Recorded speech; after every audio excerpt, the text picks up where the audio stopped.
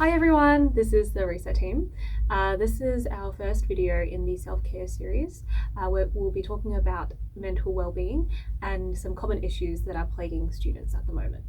Alright, so we'll be drawing out of the hat for random questions and we'll sort of just discuss and See how it goes. Let's do it. Who would like to draw first? Oh my gosh. Should we go? Oh, okay. Yeah. Perfect. Oh no. Okay. How do you combat feelings of imposter syndrome or inadequacy in social situations or personal endeavors? Let's start with the first one, in social situations. I think, unfortunately, in my personal experience, you can't really combat imposter syndrome in a social situation. You just have to take a step back and gather yourself and remember all of the things that you have done right or you are doing well and you're trying your best. Because I feel like in social situations you're a fish out of water. Well, that's how I feel sometimes anyway. And sometimes there is nothing you can do about it. Unfortunately, I had a better answer. But I think it's best to just take a step back, take a breather, and then gather yourself and ask yourself, okay, why do I feel this way? And also, why shouldn't I be confident enough in my own abilities and in my own, hype yourself up. Have a positive attitude exactly. Yeah. Because you got to be your wingman. You got to be your hype person at the end of the day. And as for personal endeavors, I feel like we forget that when we were younger, everything was so new to us. We didn't always get it right in the first try. And when you get older, don't expect yourself to. Yeah. And it's okay to fall. It's okay to not get it right the first time, because even though you think you're making mistakes or you're failing, you're still learning and you're building that knowledge base. Say if it's like for high school students, if it's like VCE and like there's an equation that's really, really hard and you can't wrap your head around it, it's okay. Take a step back, take a breather, come back to it. You have time. And all I want to say about imposter syndrome is that everybody feels it. It's okay to feel that way. You're not alone. And the best thing you can do to fight it, I guess, is just keep trying. I think just keep trying. Yeah, I think that's really important, like normalizing imposter syndrome, because a lot of people look at, I don't know, I think when I was younger I looked at really successful people and all the lecturers and the professors that we had, and we used to think that they've got all their life sorted and they probably feel really good about themselves and they look so confident, but in reality everybody feels some form of imposter syndrome. And I wish we could talk more about it to everyone else, if you're feeling that way, the people next to you might be feeling the same.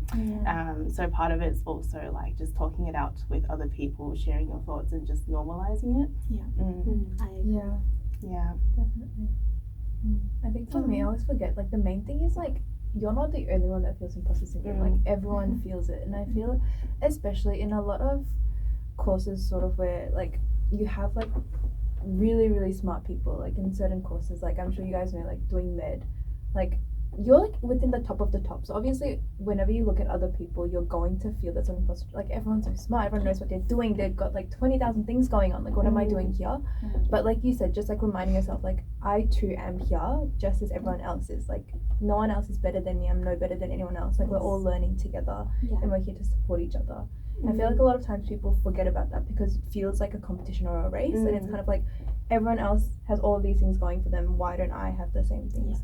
And I feel like in that sense it's very easy to get overwhelmed. Yeah, definitely. Yeah. I feel like especially when you just come out of BC, because BC is entirely just a ranking system. Yeah, And exactly. so you just go out and your mindset is like, oh. Yeah. But then you slowly realize like uni, you know, is not really that much of a ranking system. Yeah. You just like get your own mark and nobody really, like, you don't have to tell anyone if you don't have, Oh like, my you gosh, don't you got a want to, 98. Yeah. I got a 95. And yeah, I agree. Yeah. And as you were saying, like, you don't have to go at another person's pace. This is Exactly. your life. You can choose your pace. I think that's the best thing about, you know, finally graduating from BC, I guess, and then coming out of that Exactly. pressure cooker and Yeah. then going into university, which I'm not going to say is better or worse, just you will find out for yourself. But I will say, yeah, just take your own time and enjoy it, because even though I agree it's really stressful and it's hard, but like you meet your peers who are going through the same thing, and you take your own time with it, because that's the most enjoyable part. Like you worked your butt off to get, I guess, to med or whatever degree you wanted to, and then now you're finally there. Don't ever for a second think that you don't deserve it, because you worked hard for it. Like you got this. Yeah, that's what I want to say. Motivation. That was a promising start. Yeah. That was great. Yeah. Really good to start. Sasha's voice. She's like, wait. Yay! Okay, next question. This Gonna is get a an tiny easy one? question. I hope it's the easy one. What are some techniques for practicing self-care and nurturing your mental health? It is the easy one. Just because, like, yes, it's about, like, your own journey and how you get there. But you're also a bit older than me. So it's interesting hearing your perspectives and, like, you've honed it for longer. So it's nice hearing it. Thank you. I think practicing self-care, I think it's more about right now at the moment, I've just been trying to allocate time out for self-care. It's like, yes, there's so many things going on, but you really need to allocate time. And you can be even doing the simplest thing at home. It doesn't have to be a complicated, like, 10-step skincare routine or anything. It's just something that takes your mind off all of the other stress that's going on in your life. And it could just be a very simple hobby. Like I like crochet and I really enjoy it. Yeah. And I like allocating time off just to sit down and crochet. Yeah, that's my take on it. What about you guys? I think, like you said, just taking time off. I think when you look at people that are really successful at what they do, whenever you ask them sort of like, what's your routine, like how did you get there, like none of them, I find anyway, for people that I've asked, none of them say like, you know, I wake up at 9 o'clock and I grind all the way to 12 a.m. I go to sleep and I do it again. A lot of times they're kind of like, oh, like, yeah, like maybe I like did work for like 2 or 3 hours and then, you know, I went bouldering because I really enjoyed it, or I baked and stuff. A lot of times it's like they have a lot of different activities dispersed throughout their day and their week, which is time for themselves that they really enjoy. And I feel like taking that time actually makes you more productive in the hours that you set for yourself to do the work, because it's kind of like, I want to just get this done and then I can go enjoy myself and I don't have to think about that again. So I think a big part of it is like having a lot of little activities throughout the week to do that you enjoy, and then I think that makes it less stressful as well to do the work that you want to do, and it doesn't really feel like you're grinding and you're giving everything to just this one thing and like you're not having any breaks and you're not getting where you want to be, because I feel like you can get into like a really toxic cycle. I know I've done that before, where it's like I just grind. I'm like, I'm so stressed, my grades aren't going up, like nothing's working, and it's like you just spiral. So I think that's the biggest thing. Yeah, that's so true. Definitely need time to process what you've learned. You can't just keep putting things into your brain that you're not letting settle down, and just you just have to let your thoughts seep in and then form your own opinions, because you get so much. If your only objective when it comes to this period of your life is just taking things off a to-do list and not really sitting with your thoughts and enjoying what you're learning and enjoying what you're doing in your time off, it's it's not a great period of your life. Yeah. No. I think you're just Yeah. gonna burn out. Yeah, You just keep on going. Yeah. I think also just like taking care of your basic needs as well, like sleep, having adequate sleep, like 8 hours a night, eating well, like eating veggies and fruits and like drinking water throughout the day. That's something that I need to work on, especially when I'm working, like it just goes out the window. And exercising if you can. Yeah, just those basic things can really help your mental health as well. I agree, and I also feel like we're sort of getting out of that trend of hustle culture. Where it's like, oh, you gotta work 24/7, 7 days a week, like, you know. And where I'm glad that as a society, oh my god, sorry guys, as a society, we're stepping into a more self-care era where we're just calming down, we're taking a breather, and self-care doesn't always have to mean doing something. You could actually just go take a nap. Go take a nap, order in, watch something, divert your mind, like take some of that load off of your brain and just sit with yourself. And I agree with you, process, because I feel like we take in so much information even in high school and uni as well. It's just an onslaught of, for this subject you have 10,000 things to do, for this subject you have this to do, and like all of the assignments are due somehow on the same day. Always. And it's kind of like, oh my god, what am I going to do? But it's like, you know what, if you need a breather, take a nap, watch something, go eat something, grab a coffee, like spend some money on yourself, maybe get your nails done, or, you know, like buy that thing you wanted to buy for the longest time. Like, do you, and just enjoy being with your thoughts. I agree with you. I think I used to feel guilty about like doing things that doesn't involve studying. Like, you know, like I remember at some point like taking a shower for too long was like guilt tripping me. And and it's just like, but then it's also realizing that like working 24/7 will actually like make you feel absolutely miserable, and what is the point of doing this if you feel absolutely miserable 24/7? And so, like, as we've said, like allocating time to self-care is really important, and to sort of prioritize rather than, you know, like putting it on the bottom of your list, like, oh, if I have time then I'll do this, like no, like set aside time for it. Make it a priority. Put yourself first. I would say exactly. And it's not selfish to do so, people.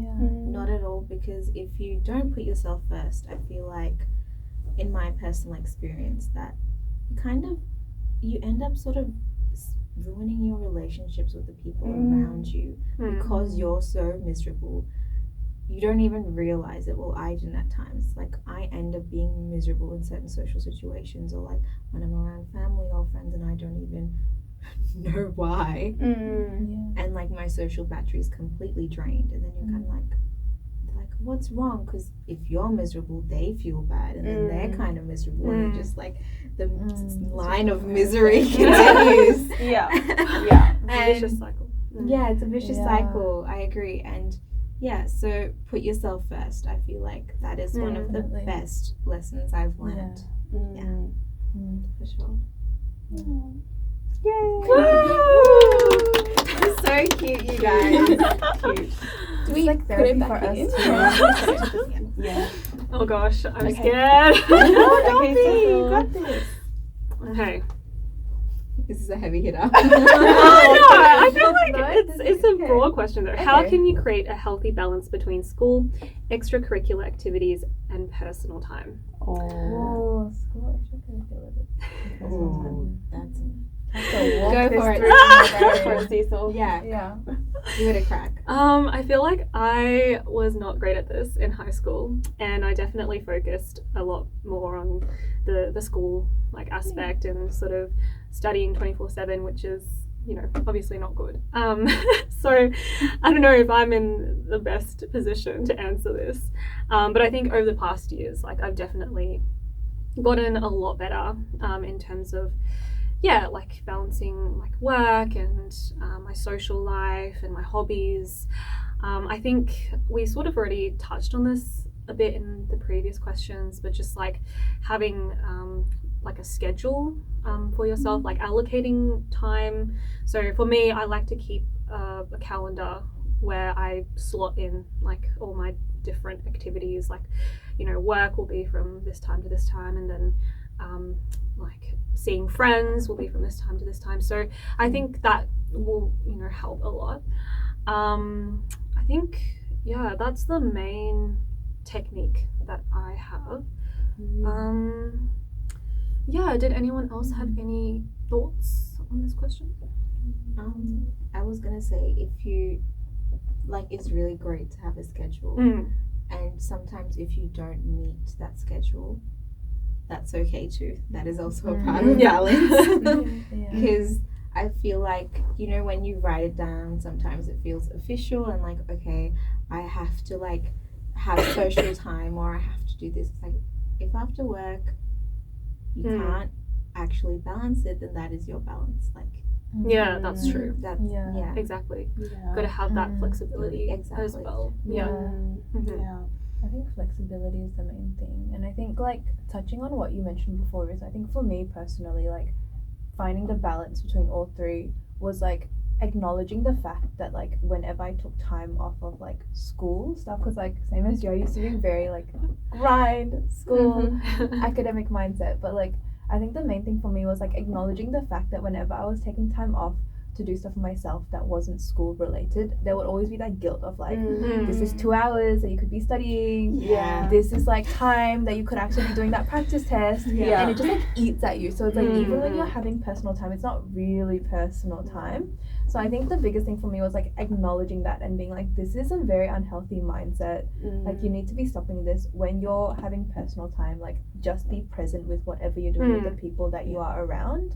And I think like a mix of kind of like what you were saying, Cecilia, and what you're saying, Chetna, of like, it's like a strict schedule for me just never works, because I always like, I used to miss my scheduled times and it would stress me out. I'm like, oh my gosh, like I scheduled 2 hours and then I procrastinated and that didn't happen. So I think it's more of like, for me personally, like I'll schedule in like, this is when my assignment is due, this is when my assignment is due. When I'm like supposed to be meeting up with friends, and I would like schedule that in, and you can sort of like have a rough idea of what your weeks look like, of like, okay, maybe like this 1 week I went out a bit more, but on like in 2 weeks from now, like a lot of my assignments are due. So being able to sort of like in your head think to yourself, okay, maybe I need to spend a bit more time this 1 week doing school stuff, and then like this other week I'm taking more time for myself to go out with my friends. And obviously with a lot of extracurriculars, it's more of like a routine, like set every week thing. So I feel like having that flexibility to sort of play around and intuitively think to yourself, like, what is best for me, and like what is due, or what do I need to prioritize for this particular week, was really helpful. Because then I could go out with my friends without feeling guilty. I'm like, I'm partying this week and it's fine, because I still have time to do whatever needs to be done later on. So I think understanding yourself and like catching yourself when you get into like really unhealthy habits and mindsets is probably one of the most important things in terms of like balancing everything. Definitely. And I feel like also like with the extracurriculars, to just like know your limits. You can't sign up to 5-6 committees at the same time. And then there was one point where I signed up to a lot, and it got to the point where I had like meetings after meeting after meeting. Like, you don't want to be doing that. Can relate. Alrighty. Yay! Alright, let's pick get this one. Ooh. What are some strategies for managing anxiety or panic attacks in social situations? Oh, that one is tricky. Gosh, Girl. this is a doozy. I mean, like, God. since we're just rolling continuously, if you don't like the answer, you can just scrap the question. It's okay. But if you want to try and attempt it, that's okay too. I think it's good to try and attempt all of these, because this is probably like stuff everyone goes through as well. So even if it's hard, let's go for it. Yes, go for it. You go for it. Anxiety and panic attacks. I feel like this is very like, I'm quite an anxious person as well, and I deal with a lot of anxiety, and like so this is definitely something I've had to try and work around. So for me, I'm like a very socially anxious person in general. I hate like going into new social situations. I hate meeting new people. Like even when the camera first started rolling and I was like speaking for the person, I could feel my face going red and I was like, oh my gosh. So a lot of different things. I feel like one of the biggest things is probably like understanding where your anxiety is coming from, and then like thinking about ways that you're comfortable with like working through what it is that's causing you your anxiousness. So one of the biggest things for me is like social situations, talking to new people, and all of that. Sometimes it's hard, but one thing I did personally was I just like forced myself to like get out of my comfort zone. So like in high school, what I did was I signed myself up for the debate team because it was sort of in a controlled setting of like my friends are on the panel with me, but I still sort of have to stand up and like talk in front of a bunch of strangers I've never met before, and I feel like that really helped me. Or like even signing myself up for new committees where it's like you're sort of forced to do things that you're not necessarily comfortable with, but it's not completely like a fish out of water, where you're sort of like going in front of the entire school and like singing a song, kind of thing. And I feel like from there, like it sort of built me up to feel more comfortable in those settings.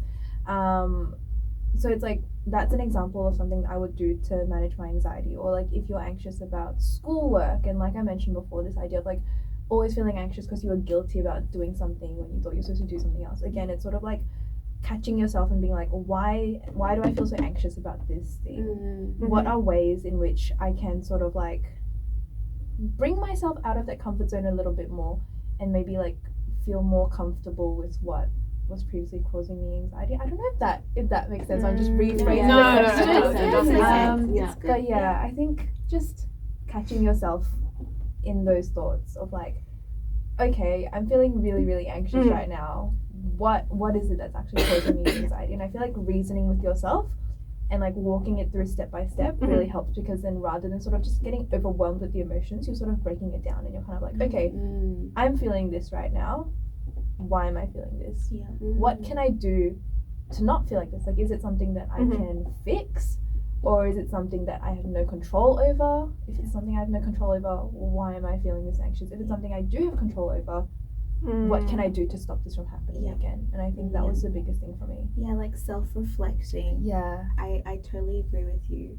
And as you just said, like the camera started rolling and you felt nervous. Like, girl, I'm so sweaty right now. I was so nervous. And like, oh my god. It's okay to feel that way, because like I feel like to an extent everybody in this room is feeling that way. And once the camera's on, it's like, oh my god, all the attention is on me. But yeah, it's okay to feel that way. And I just want to say, like, I think the second half of the question was talking about panic attacks. And as someone who has gone through their fair share of panic attacks, I want to say that if you need to remove yourself from the situation, you remove yourself from the situation. Because I've noticed that if I stay there, I only make myself feel worse, and I make the other person maybe feel really uncomfortable, and it's like a traumatic experience for everybody involved. To stop that from happening, for me personally, I was like, okay, if I'm feeling this way right now, I need to take a moment, I need to remove myself from the situation, take a couple of deep breaths and just slow yourself down, and just, if you need a dark corner, if you need to sit down, you breathe in and out really slowly. Because I think with panic attacks, it can get bad really quickly. I think it just keeps building and building without you even realizing it. Yeah. That's the hardest part. I totally agree. And you take a step back, you take a couple of breaths, and you calm yourself and you gather yourself. And if you feel like you're up to being in a social situation, you try again, and that is okay. You can always try again. But if you're not up to it, just excuse yourself and take time out to self-reflect, like you were saying, and go through the, why am I feeling this way?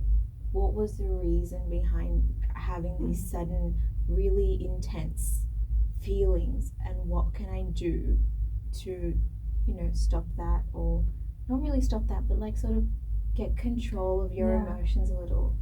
Because I think it's important to take a step back, reevaluate the situation, and if you're not comfortable, and I feel like I'm just saying the same thing again and again, but like reevaluate the situation, and if you're not up to it, it's fine. Because if you're around good company, they will be okay with that. Which I feel like, I think the world is a good place and people are understanding. I hope, but that's what I think. I feel sorry, you go. You go. I feel like understanding like the reason why you're anxious like is really important. I think as an introvert, I feel like anxious in social situations. I completely relate to how you guys feel with the camera on, because I feel the same way.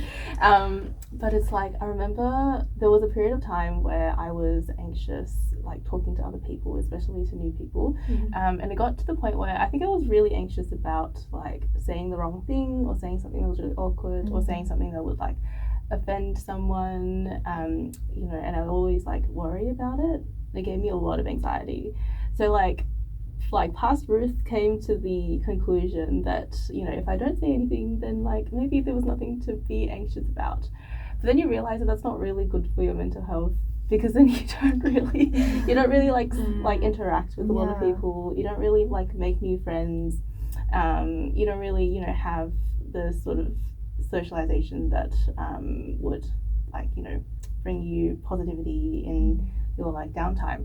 And so like as Joey said, it was about like putting like yourself in uncomfortable situations, and eventually realizing that, you know, people make mistakes, and we all make social mistakes, and there are people that are like more extroverted than me who probably have made more mistakes than me, and in the end they all have friends. Like, you know, we like are forgiving people. We don't really judge people based on like a single remark that's been said. Like it's more to do with like your friendship and your relationship over a period of time, as opposed to just like one single snapshot. So yeah. Absolutely. I was gonna say the same. Like, people are forgiving, and you're your worst critique. I think that's what we often forget. Like, especially for people anxious in social situations, you think like, oh, if I say one thing wrong, they're gonna hate me for the rest of my life, because you're like, oh my gosh, remember that one time she said this? Not even gonna remember. Like, you're not gonna remember. Like, you're the not the only center of the world. You're the only over. person overthinking that. Next time you ask them, they'd probably be like, I don't even remember you saying that. Reminding myself that helps so much, because I'm like, they don't care about you. You're not that important. But like, rather than as a negative thing, you're like, oh my gosh. I feel like humbling yourself. Humbling yourself, honestly. Like, girl, you're not. Take a few steps down. Like you are all that, but not all the time. Like, chill out a little. It don't matter. So I think reminding yourself that as well really helps, because you're like, I have more freedom than I give myself credit for to stay and interact with people how I want to.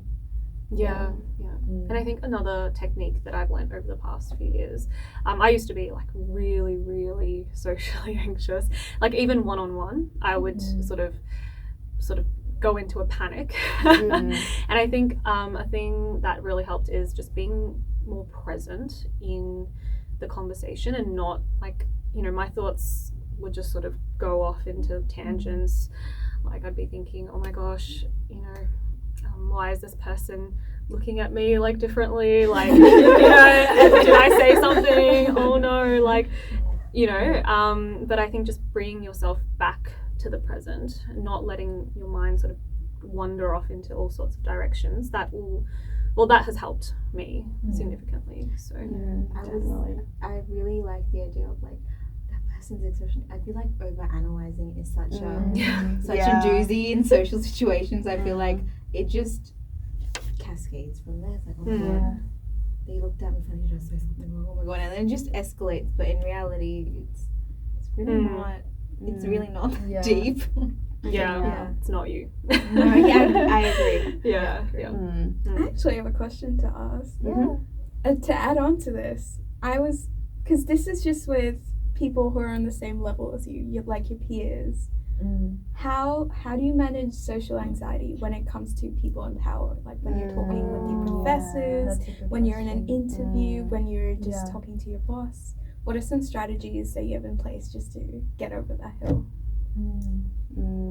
I feel like it's a really like difficult one because you're talking to someone who you respect a lot, and I think like a lot of the intimidation comes from like the respect that you have for the other person, but you sort of like, I guess one thing to realize is they're also a human just like you know, like they have hobbies and they have, you know, things that they get stressed about, and they're just, you know, living like you.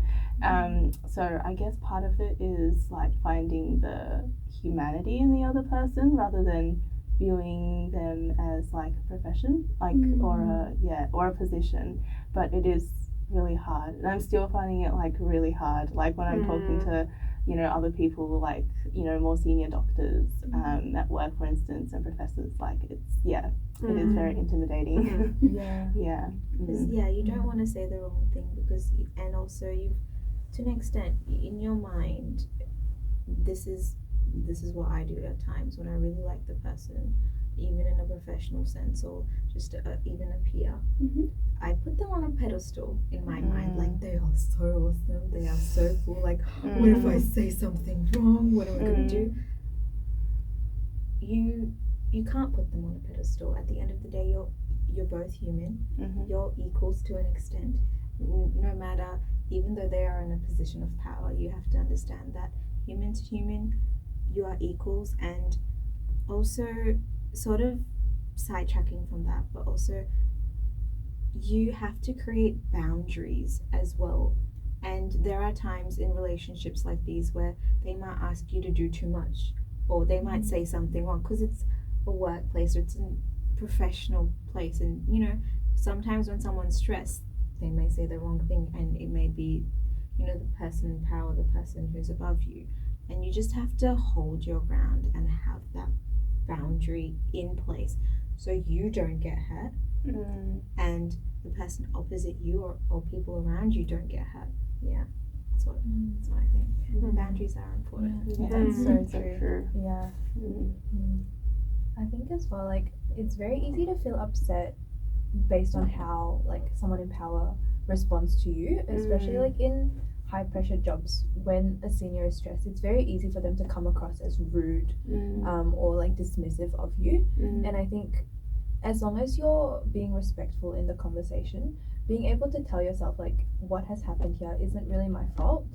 Like it might be that they have had a stressful day and, you know, they were rude to me, but that doesn't take away, or like that doesn't reflect like how I've been treating them and how like if I've been rude or anyway, if that makes sense. So it's sort of just being able to, again, I feel like everything I say is just like analyze the situation, analyze your thoughts, but kind of being like, you haven't done anything wrong, so you shouldn't really feel bad about an interaction that has happened. As long as you know yourself, like I was respectful, I didn't say anything wrong, you know, you're fine. So you shouldn't really feel bad or anxious if a senior is like rude or dismissive of you in that situation. That's like kind of on them if they weren't able to regulate their emotions, or they've had a tough day, which is very understandable. Like sometimes we get snappy when it's been a bad day, but just being able to understand that as well, because I feel like it's very easy to spiral as well if like a senior, especially like if like they are someone that's going to be teaching you for the next few months, or if you need them for like a reference or anything, to sort of spiral like, oh my gosh, like what did I do wrong, how am I going to fix the situation, like I need to like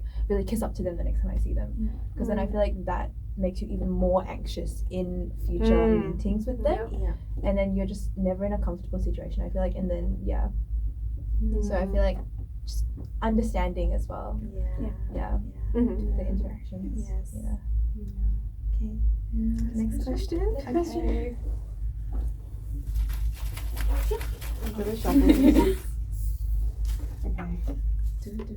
Ooh, that's one. That's a big question, girl. Oh god. Should we be scared? Oh my god. Okay. What are some coping mechanisms for dealing with failure or disappointment? Okay. That's hard. I feel like number one is realizing that failure and disappointment are a part of life. Like, as pessimistic as that sounds, I feel like it's about like understanding that life doesn't like come in this perfect picture map that you've planned out for yourself, and that's completely fine. And it doesn't happen for everyone. Like, no one has lived their life completely planned, completely perfect, because the people who you think might, you know, have it all and who have like a smooth road planned out for them might have other issues that they're dealing with at the moment. So I think it's like understanding that life doesn't always have to be perfect, and you know, failure can happen at some times.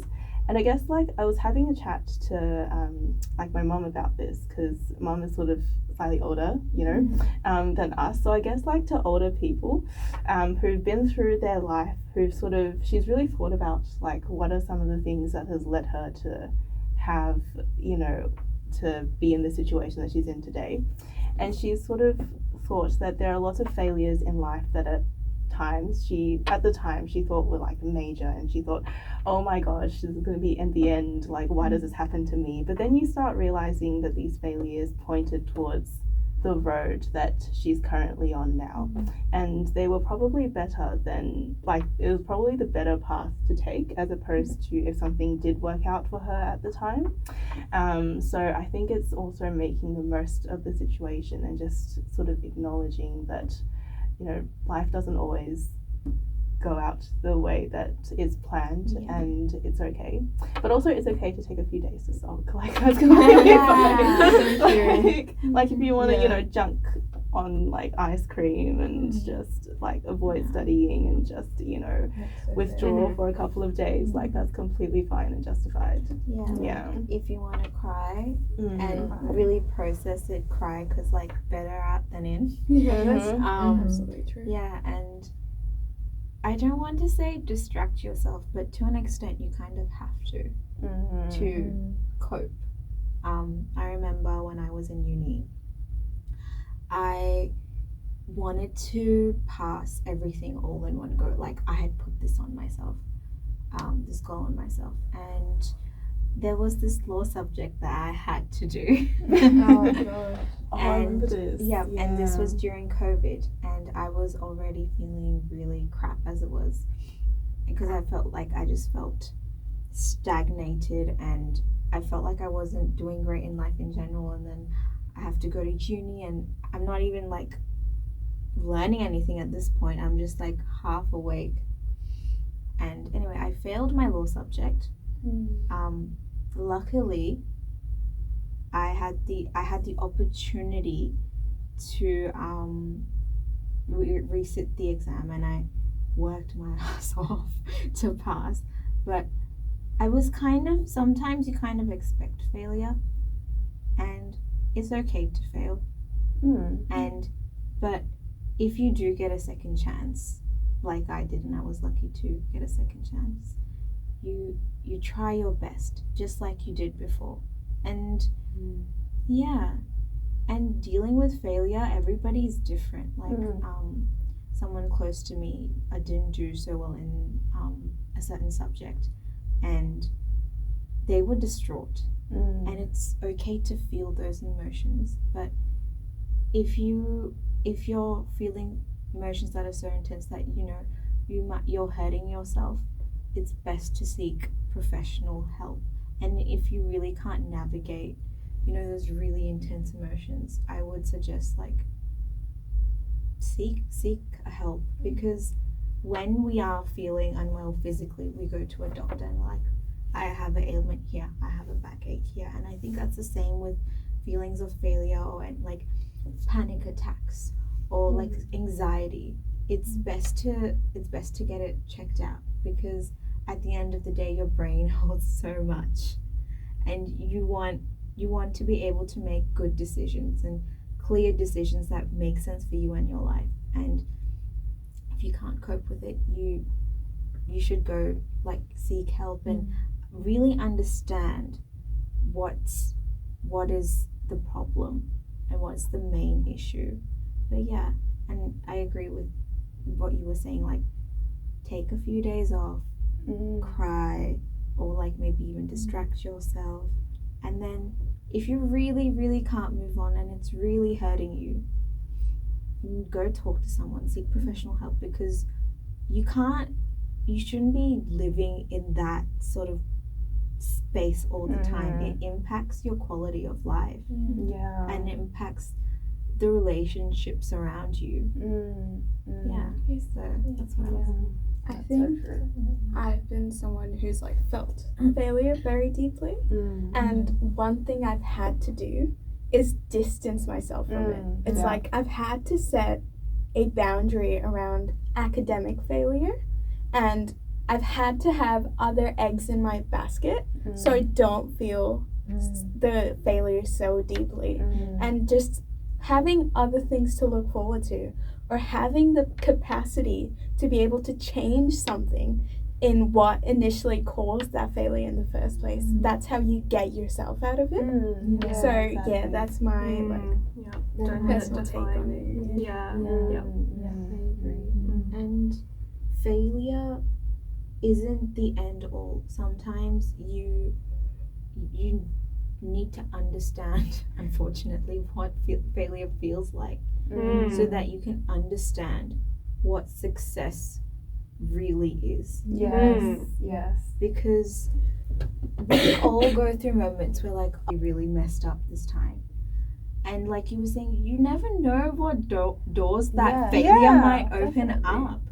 And it may feel like a do-all end-all, but sometimes it's like a blessing in disguise. It's like, it is. oh my God, thank God I bounced that. Like, you know, you're like, Definitely. so it's really okay, because everybody has a really long life ahead, and there will be so many instances, unfortunately, where you will feel like you failed. Yes. Because life is long. Yes. But there will also be moments where you're like, so this is what success feels like. So this is what it means to be successful. Yeah. And success and failure isn't the same for everybody. Something that you, or like one of us might think is a failure, the other person might think, oh my God, that you are so successful. What do you mean you failed? That's so good. That's so true, yeah. It means success and failure means different things to different people, and what you define it as is different. Like I was talking to a friend of mine, and she was saying, for me, success is having something of my own, like having a peaceful life, buying my own house, doing well at work, having a work-life balance. For some, it may mean having a lot of money. For others, it may mean building really good personal relationships. So it's okay if at the moment you feel like a failure or you failed. It's just a small blip in your really long road to success. Yeah. I think what gives me comfort as well is the fact that I guess we're all sort of like younger and towards the start of our lives. But I remember listening to a lot of like people who have like really made it, like, they're the professors and they've written like thousands of journal articles and they're like in leading hospitals and all of that. And they, talk about all of their failures, and it's like, and some of them are really big, like, mess ups, and they're still able to, get through life and still be able to be successful at the end of the day. So, like, I think even the most successful people have messed up majorly in their life. And I think one of them, and I think Chetna was touching on this earlier, is it's the failures that make success so like, rewarding, because it doesn't happen like every day, So yeah. I think one thing I want to add as well to this topic of failure and disappointment is not just after you've experienced failure, but I think a lot of times people stop themselves from jumping at an experience or doing something that they want to do because of the fear of failure and disappointment. So rather than doing something and having the possibility of failing, they're like, I'm just not going to do it, that way I never fail. And I think that's a really it's a really hard mindset to get out of, but it can also be really unhealthy because it stops you from doing so many different things and experiencing so many new things. And I think the biggest thing for me personally, getting out of that mindset, because I think that links into anxiety as well. Like you're really scared and you think of like the 20,000 different possibilities. I don't know if anyone's watched Inside Out 2, but that one scene where they were like, think of like every single thing that can go. Spoiler alert! Anxiety's in Inside Out 2. But it's like you think of like all of the ways that you're going to fail. Like you rarely ever think about I'm gonna do so great in this scenario, I'm gonna do so great in this scenario. It's kind of like, I would fail and it'd be because of this, or it's gonna be because of this, or it's gonna be because of this, or because of this. So I feel like being able to acknowledge that as well. And I think the biggest thing for me was thinking to myself, what is the worst thing that can happen? Because you think about all the ways you're going to fail, but like realistically, what is actually the worst thing that's going to happen? And I would like talk through it myself. I'm like, okay, let's say I did fail this one thing I want to do. What's going to happen? If this relationship doesn't work out, I crap at it, I move on. I don't get the job. There's plenty of other jobs out there I can apply for. If I fail this exam, okay, fine. I'll do a supplementary, I'll just work harder. And life will go on. And I think like just being able to reason that out with yourself really helps with feeling more comfortable with taking steps towards new opportunities. And like when you look at your life now, like you might be 15, you might be 20, you might be 30, like you're doing fine, right? Like chances are most of us have experienced failure at some point, right? You're fine where you are now. Like at the end of the day, 2-3 years down the track, it's not really going to matter. And I think a lot of times you feel the embarrassment of like, if I fail, other people are going to know I failed as well. But it's going back to that again. No one's going to really care. Like 5 years from now, no one's going to be like, Chetna, 5 years ago, you failed this one thing. How dare you? Do you know what I mean? Like, people's going to be like, no one really cares. So, That's so true. don't be afraid of failing or disappointing yourself or other people as a reason why you should stop yourself from doing things. Because I feel like that's a really big thing that doesn't go addressed as well. Like, Yes, definitely. Like as you were saying before, like stopping yourself from actually doing the thing because you might fail. But what if you don't fail? Exactly. And okay, so what if someone sees you fail? Well, they'll think about it for 1 minute, 2 minutes, 5 minutes, okay, a day. They'll forget. Just like you forgot that you 5 years ago I failed this thing. And it will be like, oh wait, oh yeah, I actually did fail. You won't remember. And I agree with you. It's best to just try, make a mistake, and then get back up again. Then regret not doing it, because I feel like that the feeling of regret is painful and is sort of like closely connected to failure. And I hope nobody regrets anything in their life, or like not doing the thing that they most wanted to do. Well, I think sort of this is similar to what you guys already said, but I read that there was a good sort of technique that you can do if you find yourself ruminating about a particular thing. Just ask yourself, like, is this going to affect you in 5 years' time? I think I told you this. And if the answer is no, then it's not something that you should be ruminating. Like, it's not worth ruminating about.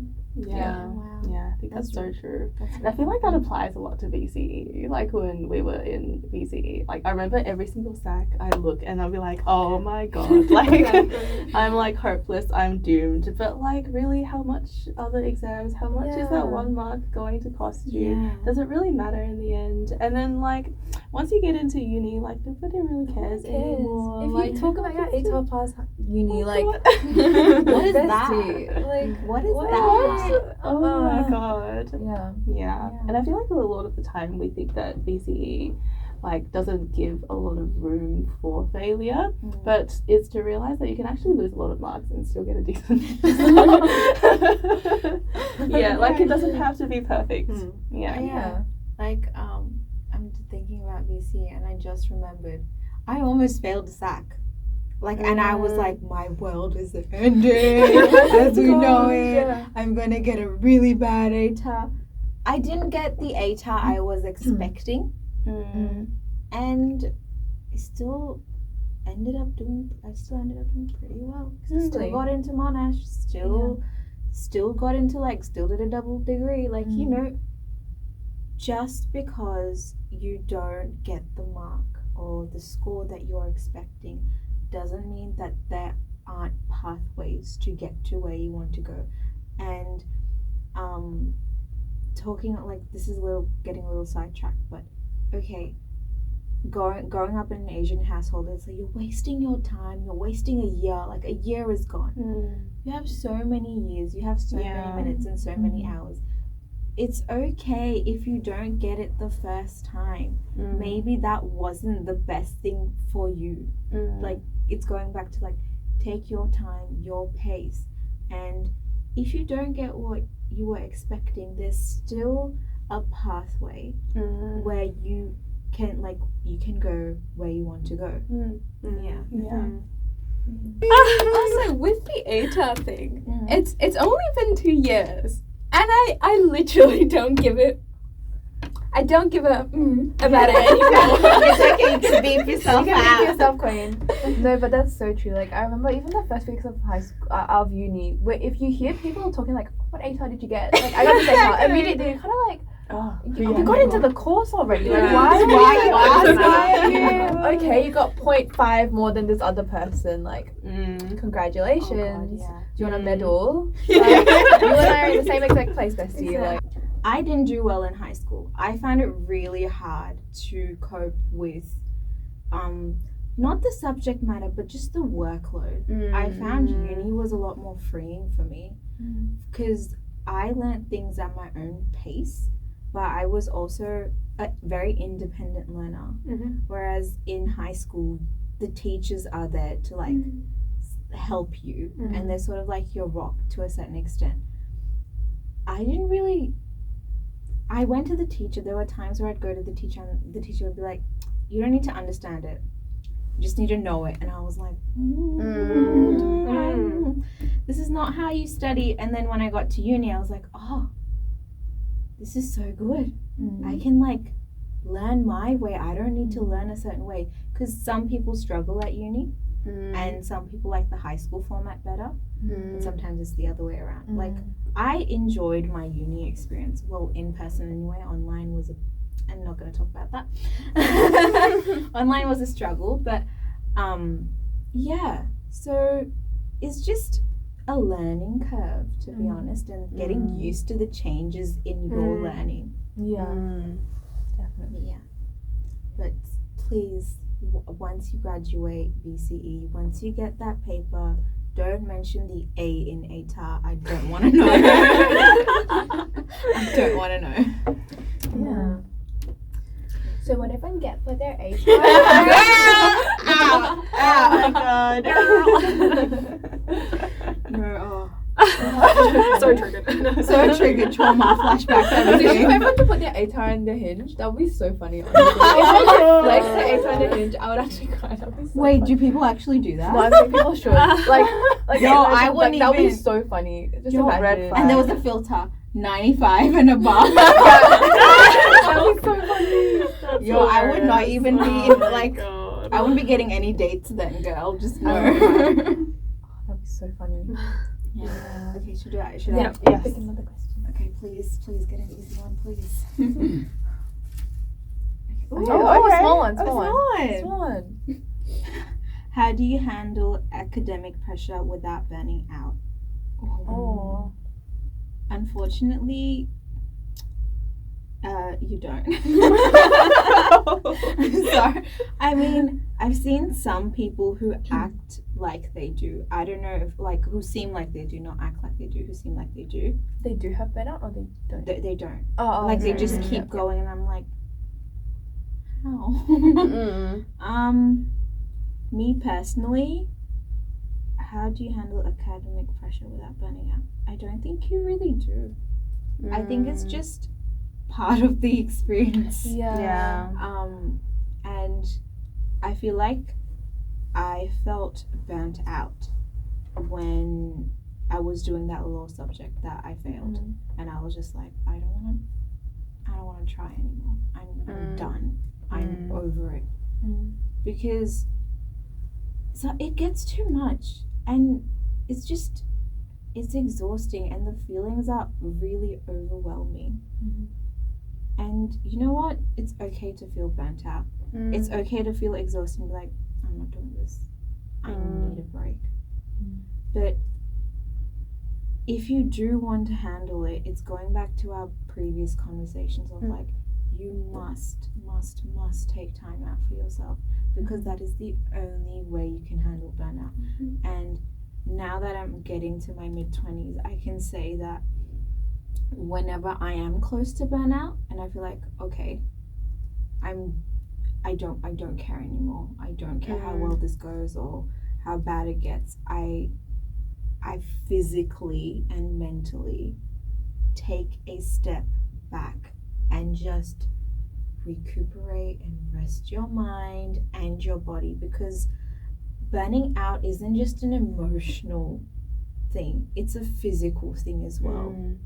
And you really need to move away from the thing that's causing you that. And if it's academic pressure, you remove yourself from the situation, or you tell people like, I'm really not comfortable talking about this, or this makes me really uncomfortable. You set boundaries, because I noticed even in VCE, what really stressed me out and sort of almost caused me to burn out was like, you know, when you get out of a sack or you get it out of an exam, you're like, so how do you think you went? Oh my How do you think God. you went? Yeah. How do you think you exactly went? where this was going. And then when they start talking about like, did you get this answer for this Oh my question? God. Did you get that answer? Oh And you're like, Yeah. nobody asked. God. I don't remember. And then you're like, did I even get to that question? Or like, was that my answer? And then people are discussing questions and their answers, or like the result comes out, it's like, oh, so what did you get? What's your score? Oh, okay. It's like that. I feel like that is what causes academic pressure. It's like, Yeah. and Yeah. to an extent, even you put pressure. Like I know I put pressure on myself for sure, and that's what almost caused me to get burnt out. And it's just understanding that all you have to do is try your best and not make yourself feel like your whole life is based off of you doing well or like passing on that one exam or question. You know, it's as we were discussing, life goes on, guys. I mean, and to stop burning out, that's what you need to do. You need to set boundaries for yourself, take a step back. And I know these answers may seem really repetitive, but I feel like in practice they are so hard to get right.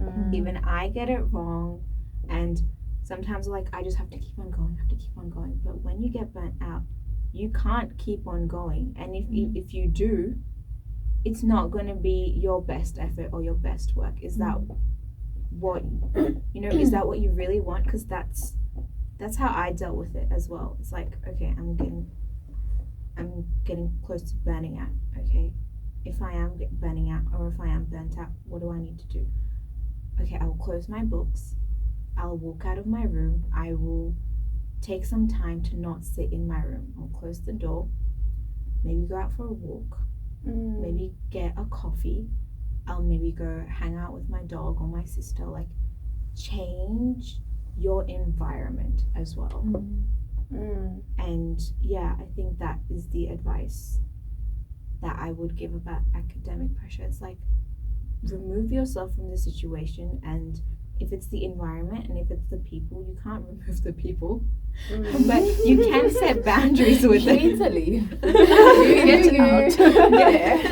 Yeah, but you can remove yourself from the situation, or you can say, I'm really sorry. I'm so glad you got that mark. I'm so happy for you that you were able to accomplish this. I just don't feel comfortable discussing this. It really stresses me out, but I'm really happy for you and I'm really proud of you. And like, just maintaining that open line of communication as well with your peers or your loved ones as well, I would say. I think part of it is like recognizing like the signs of burnout as well. As Chetna mentioned, it's like that apathy. It's like, I don't really care anymore. I don't really have empathy for anyone else anymore. And to like just know that that's not normal. I think that's the biggest thing as well, acknowledging, because a lot of times people just are in denial about the fact that they're burnt out. Like literally everyone around them could be like, you're about to burn out, and they're like, no, like I'm fine, like this is normal for me. It's like, no, it's not. You need to take some time off. But if you're not going to acknowledge the fact that you are about to burn out or you are in burnout, then there's not really anything that you or anyone else can do about it.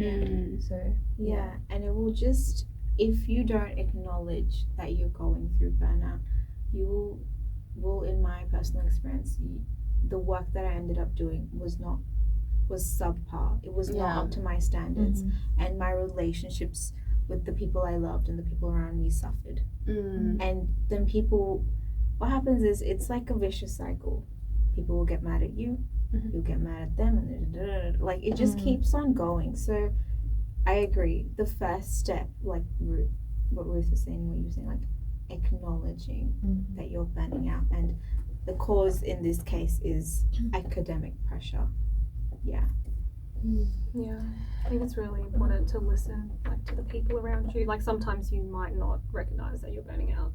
So yeah, I remember back in like first year of uni, I was like studying for the end of semester exams, and my grandma at the time, who was like living with me, was like, look, I think you don't seem like you're doing well mentally.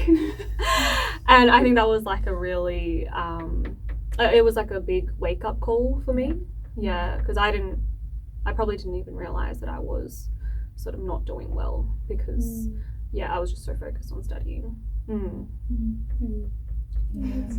I agree. I feel like actually taking that feedback is also a really hard pill to swallow. And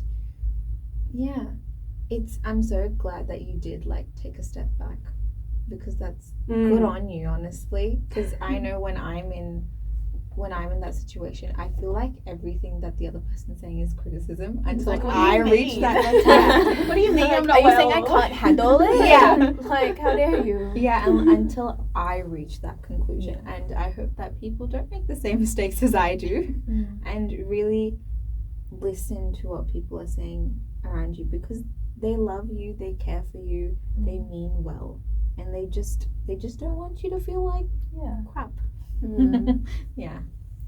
Also, it's like you can start putting things into place before burnout happens. There's like prevention, like, yes, inevitably when you're at like week 10, week 11 of uni, you're gonna be stressed, everything's gonna be due at the same time.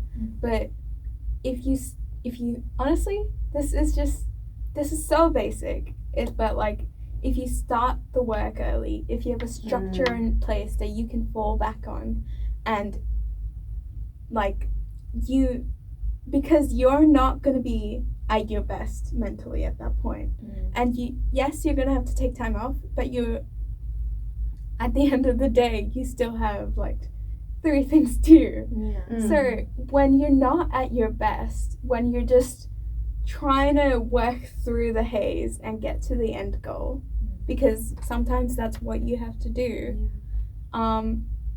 just have things you can fall back on, like have that structure in place is my And I think that goes back to our previous discussion of like self-care and like, how do we do self-care, how do we make sure we're taking time off for ourselves as well. So I think before you start your semester, guys, set up a nice calendar. Or like, even if you can't schedule it, make sure that you have like set up, I guess you have a setup of some sort where you're like, okay, or a backup plan. Okay, I might do this activity, or I might go talk to this person. It's like, hey, look, if I get stressed out, I'm gonna call you, or I'm just gonna bombard you with messages, or and just keep that avenue open, as you were saying. Which that's so true. It's so basic, but it's just so, I feel like the easiest things are the hardest to get right. Finding a balance is really hard. Life. It's just. Mm. Okay. Next question. Yes, I'm still looking for a tiny one. How do you cope with transitions, such as moving to a new school or graduating from high school? Wait, what was the T word in there? Transitions. Oh, transition. Sorry. I heard transistors like in physics. Transitions, yeah. Sorry. No, take your time. Well, I think personally, I've been through so many transitions in my life. Like I went to easily like 7 to 8 schools, and then so it's just, for me it's practice, but I think I want to hear more of everyone else's opinion about this, because I've done it so often. It's like second nature for me. Like, I'm personally an extrovert, and I know when I'm going through a transition, the first thing I need to do is find a reliable community, find some friends, put myself out there, and yeah, that's my first step. What were some of the steps you took, say, to put yourself out there or to build your community? Like, because if you, as you said, like gone through these transitions 7 or 8 times, Yeah. what are some of the steps you took? Well, I think it's just it's basic again, but it's talking to people around you. First day of uni, first day at a new school, you're gonna be nervous because obviously you don't know anybody, but you need to realize that people are kinder and more welcoming than you think, and it's just in your head that they're either gonna exclude you or they're not gonna be interested in talking to you. So it's just, I find that you taking the first step really helps. And it's hard, you know, putting yourself out there. Even just because I remember first day I walked into the lecture theatre.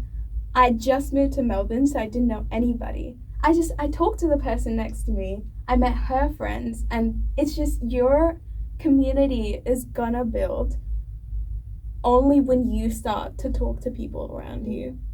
And also joining committees. I feel like that's you guys have joined a couple communities, and then volunteering's good. You meet your new people, and yeah, just get involved in your community, especially in uni. There's opportunities around the corner. You'll be getting emails where it's just like 10 different opportunities that you can take, where you will be meeting 10 to 20 different people. Take them. It's like part of universities, you're figuring out who you're going to become, and just take the opportunities that are at hand to build your own community, and that's how you deal with transitions, essentially. I think that's a really good answer. I think part of that is like, if you're sort of like more introverted, it's very hard to, you know, go up to people and initiate conversations. But it doesn't have to be like you going up to like a group of people and, you know, like talking to 5-6 people at once. It could be to like, you know, the girl next to you or to the person next to you, like one-on-one. It doesn't have to be like a massive group of people. I think I don't think transitions are always easy, and there'll be times where you'll feel a little lonely. And that's normal. And I think the most I feel for me, that I don't think it was really terrifying, but it was just new, is that you're approaching a different stage in your life, and you're going to experience new things, meet new people, and as you were saying, it's just being open to the idea of these new experiences and not trying to be set in your ways. Because I feel like when you're in high school, it's like, I go to this class and I sit in this seat and I meet with these friends like X, Y, and Z, but uni isn't like that. And yeah, I agree with you. It's building your own community, and it's being open to new experiences. No matter how nervous you are, just know that everybody around you is also feeling the same thing. Because it's definitely okay to fail. You're new at this. Everybody around you is new at this. It will take some time. Like, that's the thing. I feel like when I graduated high school, I had no idea what uni was going to be like at all. Like, yes, I'd picked my course that I was going to do, and I joined it, but I had no idea what I was going to actually do in the course either. It's just, you're gonna fail, but it's okay because you're new at this, and it's gonna take a while. I felt like I was repeating this. No, it's good. Honing it in. And I'm going back to like the imposter syndrome part of it, where it's like you feel out of place, you don't know if you deserve to be there. And I was just thinking about it, like, it's not a great feeling, but I do know that, like, as someone who has felt those feelings before, I've always felt like there are times where I'm around people smarter than me, and I feel like I have to like act like, and I feel like the imposter, because like when I first joined this committee reset, I was like, oh my god, everybody's a doctor, someone's doing biomed, someone's a resident, someone's an intern, I'm here doing marketing, what the hell, what am I doing here? But you realize that your expertise or your experiences are needed. So your experiences are the catalyst to the openness in the community that you create. And when I joined Reset, I felt like an imposter, because I was like, I'm so not smart, I have not done med, what am I doing here? But then when I talk to you guys, I realized that we're all in the same boat. Yes, we are doing different degrees and the subject matter is completely different, but we all have shared experiences in terms of how we're feeling, our transitions. Like, we all felt like moving from high school to university and meeting new people, and I feel like our differences but our shared experiences at the same time is what makes it so much more interesting. So don't for a second think that, you know, you're not needed, or like the space that you feel is not good enough. It's important. You're just as important as the next person. And even that, in terms of transitions, is like you learn, you grow. But Oh, sorry. So one thing I wanted to say as well is, like, don't be afraid of, like, I feel in our heads, especially when you move into like a new school or university and a new group of people, you're stuck in this mindset of like, I need to be liked. I need people to like me and want to hang out with me because I need friends and I need to not be lonely. And I think you forget to remind yourself, like, everyone's different. Not every single personality is going to click immediately. And if you meet someone, you put yourself out there, like, hi Ruth, nice to meet you, I'm Jane, and they like brush you off, or like you don't click, that's fine. There's so many other people. Like, don't take that as like, oh my gosh, I'm never speaking to anyone ever again, I'm never saying hi because that was the worst experience. Like, we just didn't match, and that's okay, because there will be your people out there who you click with and you have fun with and you have the same sense of humor. And I think that's one big thing, I think, for me to remind myself in transitions, because like, sometimes you say hi, you try your best to like fit in, but it just doesn't work out. I'm so petty like this, like, oh, she brushed me off, we're never gonna be friends. I'm very petty, but don't be like Shannon.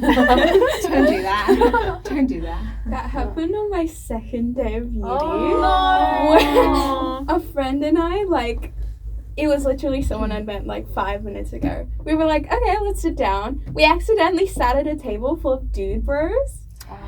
And it was just, they were like, I don't know how they'd all become such fast friends already. Like, they were doing the dude bro shade. And like, they were subtly trying to get us to leave, but not subtly. And I was just like, what is this? What have I accidentally signed myself up to? Gosh. But then I shook it off, being like, they're dude bros. Exactly. Like, it's not me, it's just, they're just being weird. Yeah. Never gonna see these people again, it's fine. It's fine if they don't want to hang out with me. Because if that is your attitude towards new people, then I don't want to hang out with you. Exactly. Yeah. Know your worth. Know your time, know your worth. Exactly. I remember after COVID, when classes started, like physical classes started again, I had a marketing class, I remember, and I'm pretty sure he was an international student from somewhere, and I was like trying to communicate with him on like sort of a community level, because I think he spoke the same language as I did, when like I thought he was like Indian and he spoke, so I spoke to him in Hindi, and he was like, oh, did you just talk to me in Hindi so I would know that you can speak it? And I was just like, what? I was just trying to be friends, but okay. And then he said sorry immediately, and then I was just so upset and so confused, like, it's okay, and I brushed him off. And I remember the whole semester he sat with me once, and then never sat with me again. And then in my head I was like, I know I conducted myself well. It was a him issue. And that's okay. Just gotta brush it off and try again. Yeah, I agree with you. But what were you saying? Oh no, I don't think I was going to say anything. But no, I agree. I think eventually, like, you do find your people, and you know, there's like so many different people out there, and yeah, like if it doesn't work out with a particular person, it's fine. Yeah. And you're only gonna find your people if you like outreach and experiment and try to meet different types of people. Because honestly, I'm gonna be honest, I didn't love my high school environment because it was very much, yes, you go to this particular class and then you sit with these groups of people and you don't go out of your way to talk to other people. And it was like you made your friends in year 7, year 8, and then since then you've just been friends with them. Just stuck with them. You're just stuck with them. I think you get to meet different types of people, and that's an advantage. And only by meeting different types of people will you find your people in the first place. Exactly. You gotta shop around to find out.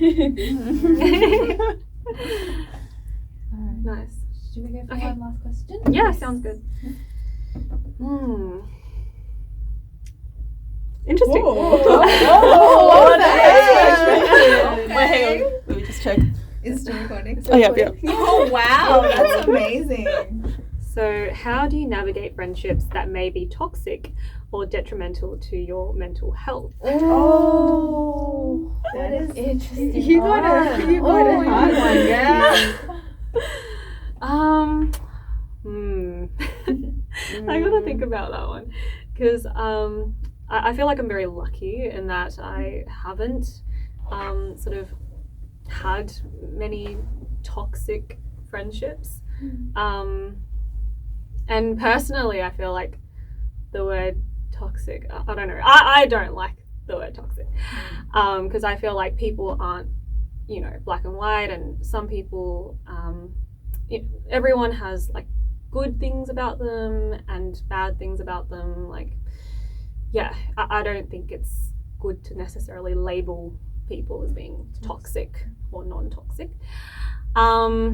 But I suppose, I have had like maybe one friendship that I think wasn't serving me well, and I, you know, sort of felt quite drained from interacting with them. I think, and eventually that friendship sort of just naturally like fizzled out without me sort of actively intervening. But I suppose in hindsight, I probably could have communicated a bit more. I think communication is really key in these sorts of situations. Maybe sort of having a one-on-one conversation with this person and getting them to tell you their perspective, because maybe it's a simple issue of, you know, your perspective's not aligning. There might be some misunderstanding between the two of you. So I think just like talking it through is a good first step, and then sort of based off that you can, you know, make your decisions whether to go ahead or leave, or like maybe put some boundaries in between you and that friend. So yeah, I think that's probably what I have to offer. That was really Yeah. I think with toxic friendships, sometimes you're just so close to the person you may not even realize that, you know, it may be toxic. And I feel like in these days we're so quick to label things as red flag or toxic or, you know. As someone who has experienced like a toxic friendship, unfortunately, and looking back at my time in high school, I could say it was toxic, because if you feel like you're giving more and more and receiving nothing, or you feel like, you know, you're not valued, in your friendship circle or with your friend, then maybe it's time to give some space to each other and like create those boundaries and open a line of communication for those boundaries. Because I remember with my friend at the time, I was like, I feel that my feelings aren't important to you, or what I'm saying isn't important to you. And sometimes she would reassure me, but then actions do speak louder than words. And there would be times where around other people she would put me down. That's not what friends do. Friends are supposed to kind of be your rock, and I feel like friends represent and do a lot of things in people's they're your family to an extent. They're also your community. They're your source of energy.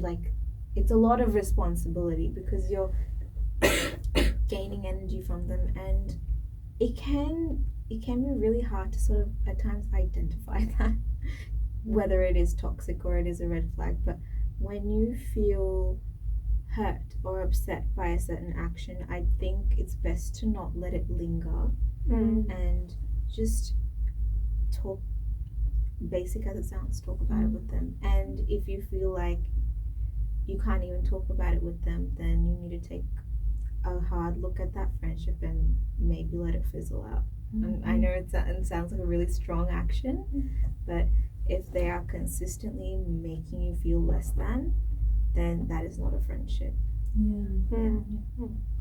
I think as well, reminding yourself that you are worth respect, and just reminding yourself of you deserve to be treated well. You don't deserve to ever be made to feel less than, because you're so much more. And I think in a lot of relationships where someone is toxic, they often make you feel devalued, and then you start to go into this mindset maybe I do deserve to be treated this way. Maybe this is what I should expect, because this is as good as it's ever gonna get. And sometimes that makes people afraid as well of well, if I walk away, yes, this is kind of a bad friendship, but if I walk away, I'm left with really nothing kind of thing. And I think often as well, reminding yourself you deserve better. You deserve to be treated with kindness. You deserve to be treated with respect and with love. And if you're not getting that, and if someone's making you feel really, really bad and making you feel you deserve to be treated like shit, that's not okay. And being able to identify that, because I think a lot of times you get in I don't want to categorize, but a lot of times in toxic relationships as well, someone manipulates you to think a certain way of yourself, and then you're stuck there, and it's really hard to get out. So I think reminding yourself you deserve so much better makes it a lot easier to take a step back as well and say, you're not treating me with respect. You're making me feel really, really bad about myself, and that's not okay, because I deserve better. And I feel reminding yourself of that makes it a lot easier as well to walk away if you feel that is a necessary step you need to take.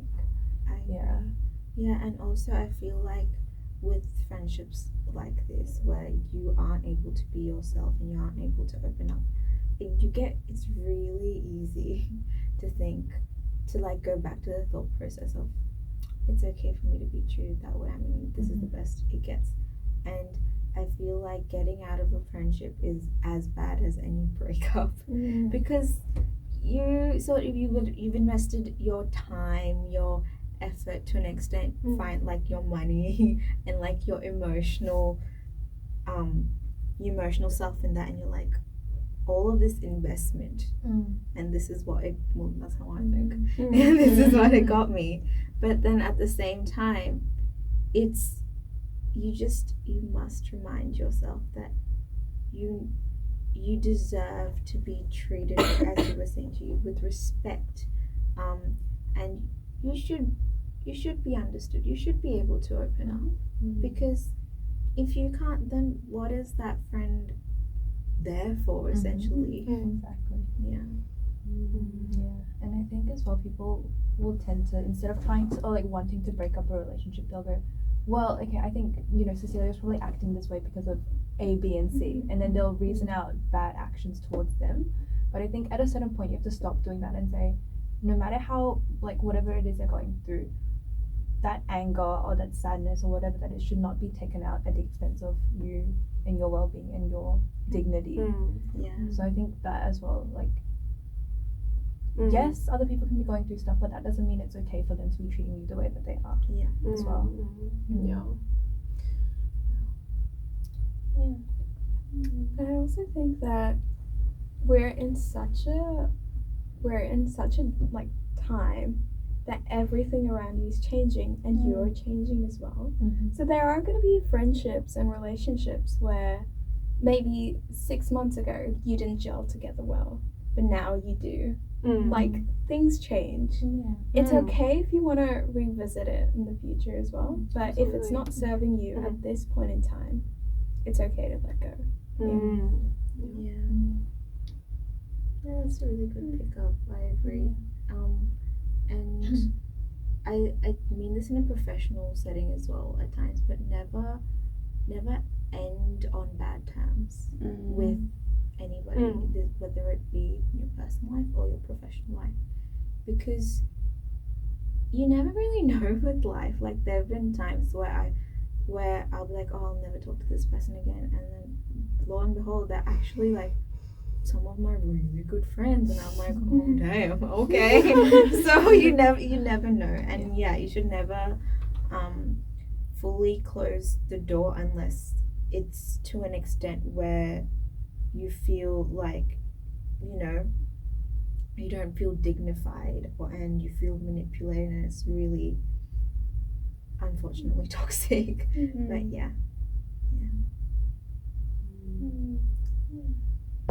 Alright guys, I think we touched on some really important points. Why don't we just go around the room and each say like a take-home message? Okay. Oh, so actually, okay. I think my take-home message for everybody out there and for us as well would be that whatever you're feeling, it's very normal. It is okay.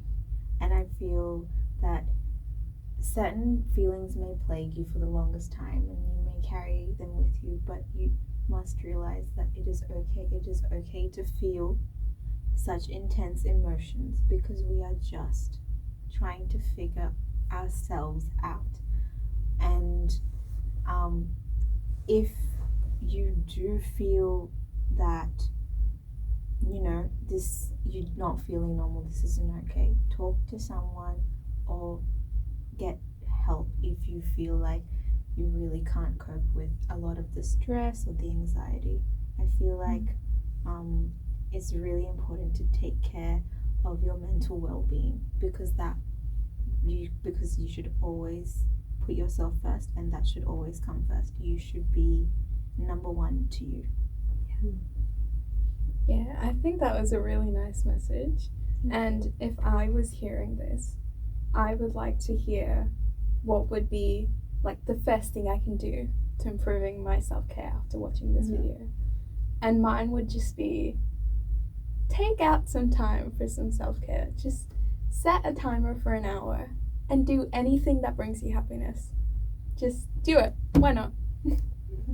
I think my take-home message, I suppose I mentioned this previously, but whenever you feel yourself ruminating about a particular issue, just think, will this be relevant in 5 or 10 years time? And if it's a no, then it's not worth thinking about it. Yeah, because I think that really helped me when I was sort of struggling with rumination. Yeah, I think for me, a lot of these things that we've talked about today stems from this negative self-thought that we have for ourselves. Like, I forgot who said it, but we are our biggest critiques of ourselves. So I think just reminding yourself that you are beautiful and you deserve every good thing in this world, and you should never let yourself or anyone else make you feel like you deserve anything less. And I think for me it would be to acknowledge, to be flexible, to acknowledge that life doesn't always come out the way that you dreamed it might come out, and that's okay. Like, that's okay to make mistakes. It's okay to fail. It's okay to be disappointed. But it's about what we do after, the failure has happened. What we learn from that experience and how can we move on. That really matters. All right, well, I guess this reaches the end of our video.